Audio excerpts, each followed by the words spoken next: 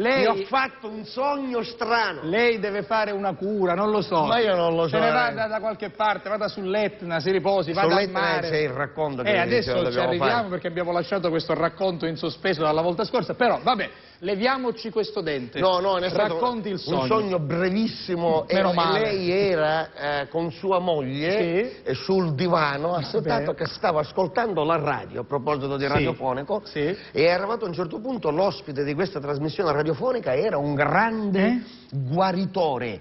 Usate chi che guariscono attraverso la voce, attraverso le cose. Un guru.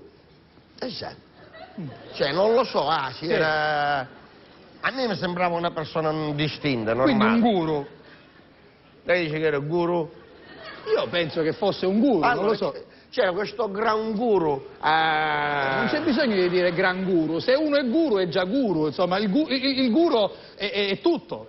Basta, guru cosate. Esatto. Un guru cosate. Ma che vuol dire guru cosate? Scusi, cosa ha capito? Il guru? Il guru non è quello che avevi corno. No, quello è lo gnu, che cos'è? Il guru vuol dire un saggio, una persona che sa tutto, insomma, ecco. Lei?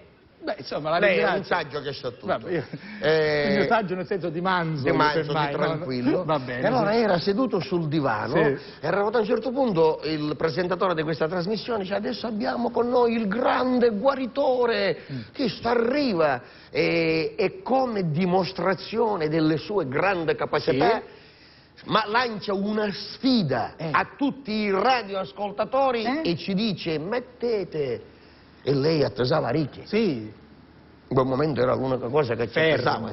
Fermo. Pesava ricchi. De minimis pretor non curat. No, lei proprio ha messo attenzione. Ho capito. E quello ci ha detto: io sono in grado di guarirvi. Va bene. Qualunque sia il vostro male. Sì. A dimostrazione delle mie capacità di guarigione mettete una mano sulla radio e una mano sulla parte del corpo che volete guarire.